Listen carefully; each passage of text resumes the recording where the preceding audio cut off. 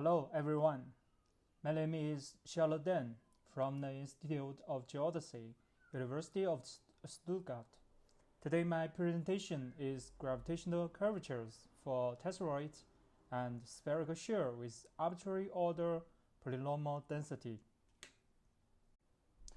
This presentation has 4 parts: introduction, theory, numerical experiments, and conclusions. In recent years, there have been 2 research trends in gravity field modeling. The first one is the density, and it's from constant to variable density.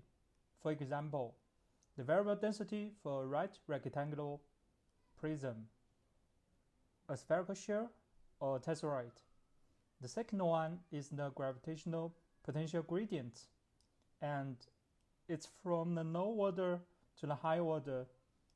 For example, from the gravitational potential and its first order and second order derivatives as gravity vector and gravity gradient tensor to the gravitational curvatures, which are the third order derivatives of the gravitational potential.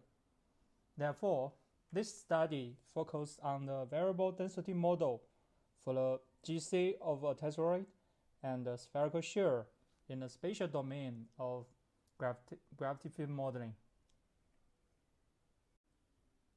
Here, Figure 1 presents a tesseroid in spherical coordinates. A tesseroid is a mass body bounded by pairs of longitude, latitude, and radial distance. Herein, the expression for the GC of a tesseroid with nth order polynomial density is derived in these formulas.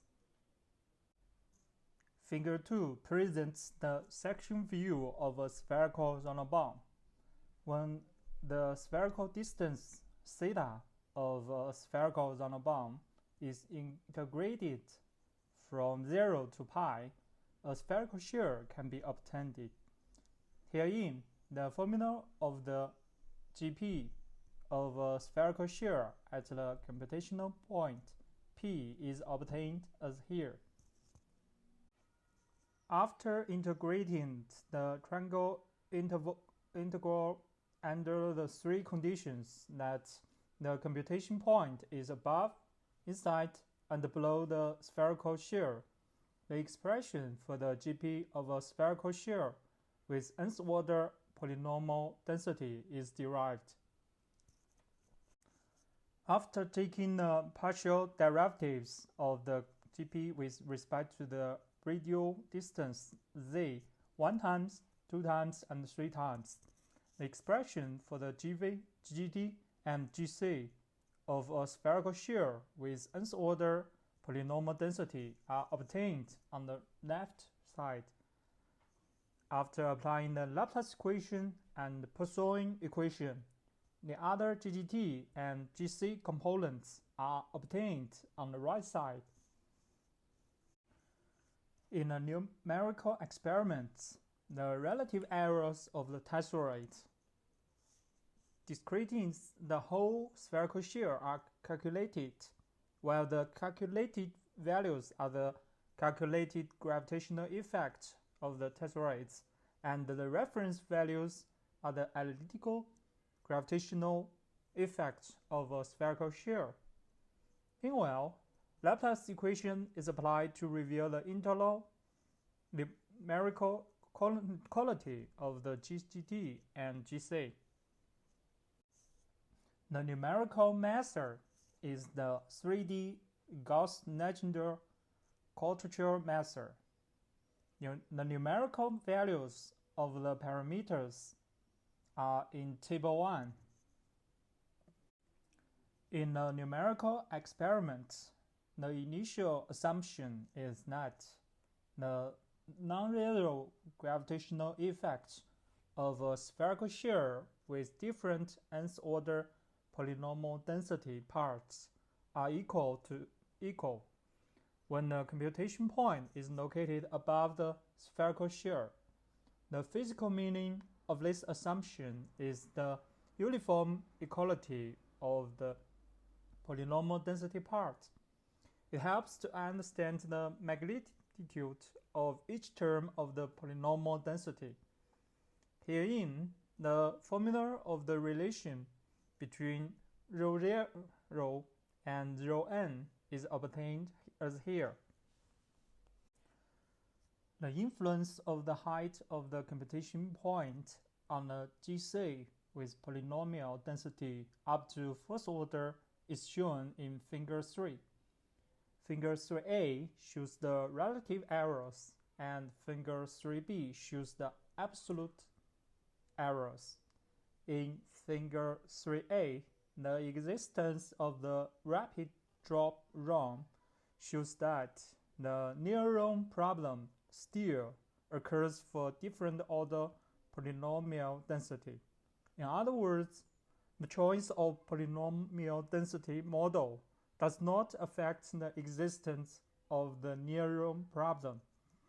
Figure 3b reveals that the absolute errors can reflect the error superposition effect caused by different order polynomial density. Similarly, the influence of the latitude of the computation point on the GC with polynomial density up to first order is shown in Figure 4, in which Figure 4a shows the relative errors and Figure 4b shows the absolute errors. Figure 4a reveals that the polar singularity problem does not occur for the GC and GGT with different order polynomial density.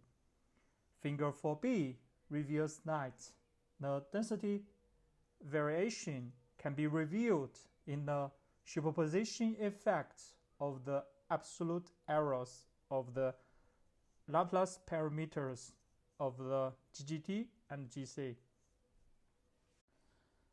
Finally, the conclusions are that the formulas of the GC of a tesseroid and the spherical shell are extended from constant density to arbitrary order polynomial density. Numerical experiments shows that the near-ROM problem occurs for GC with different order polynomial density. In other words, the change in density does not affect the existence of the near-ROM problem.